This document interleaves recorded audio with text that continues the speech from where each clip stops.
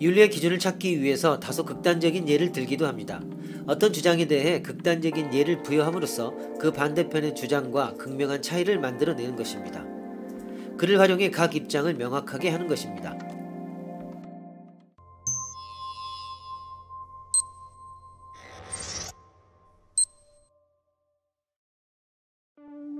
2차 대전 말기에 영국에서 간신히 살아남은 유태인들이 영국 상선에 구해 바다를 건너 달아나려고 한다.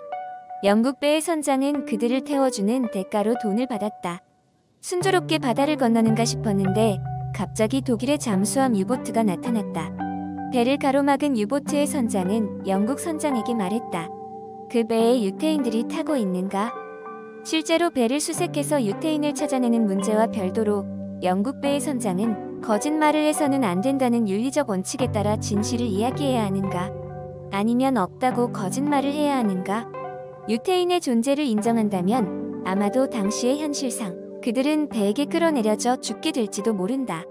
이런 결과가 명확하다면 선장은 최선을 다해 거짓말을 해서 유태인을 보호해야 하지 않겠는가? 윤리적 기준이 있다면 어떠한 경우에서든 절대적으로 지켜져야 하는가? 혹은 어떤 특수한 상황에서는 예외를 인정해야 하는가?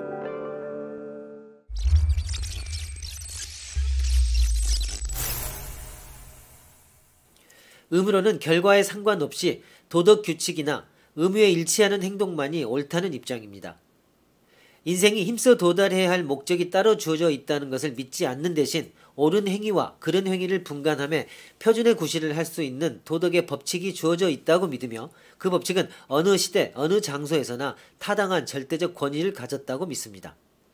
따라서 의무론자들이 대답해야 할 근본 문제는 시대와 지역의 차이를 초월하여 언제 어디서나 타당한 행위의 법칙, 즉 도덕렬이 무엇인가 하는 것입니다.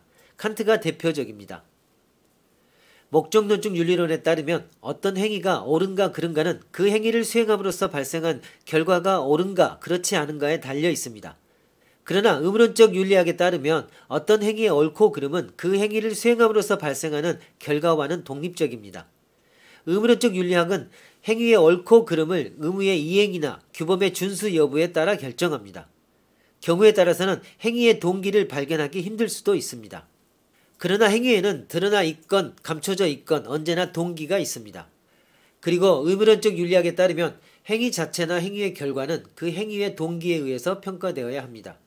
행위의 동기가 의무나 규범의 이행이었다면 그 행위 자체나 그 행위로 인해 야기된 결과가 무엇이건 그 행위는 올바른 행위이고, 그렇지 않다면 그 행위의 결과가 아무리 좋더라도 도덕적 혹은 윤리적으로 용납할 수 없는 행위입니다.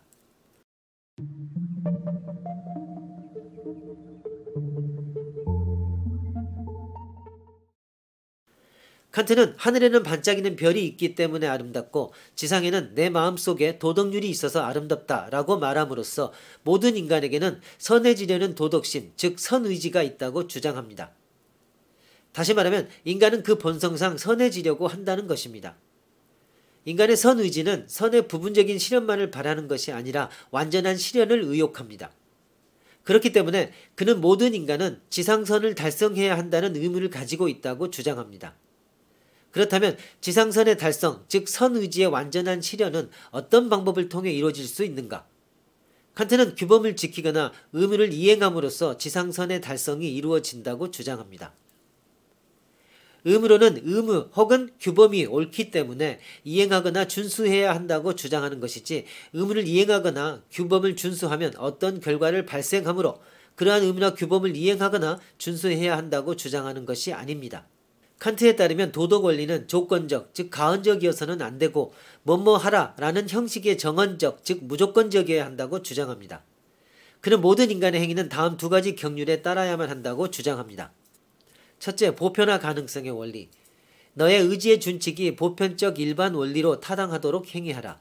이는 어떤 행위의 규범을 설정함에 있어서 그 규범을 모든 사람이 따르는 경우에도 그 규범이 규범으로서 기능을 할 수 있을 때에만 규범으로 받아들여야 함을 말합니다. 둘째, 인간 존중의 원리. 모든 인간을 단지 수단으로서만 대우하지 말고 언제나 목적으로 대우하라. 우리는 타인을 대함에 있어서 그를 자신의 목적을 달성하기 위한 수단으로 취급하기도 합니다. 타인들은 나와 동등한 인간이며 나와 나 자신의 목적을 가지고 있는 것과 마찬가지로 그들 역시 고유의 목적을 가지고 있습니다. 그리고 내가 추구하고 있는 나 자신의 목적이 나에게 소중한 것과 마찬가지로 타인들이 추구하고 있는 목적도 그들에게는 소중합니다. 칸트의 의무로는 구체적인 규범을 제시하고 있지는 않습니다.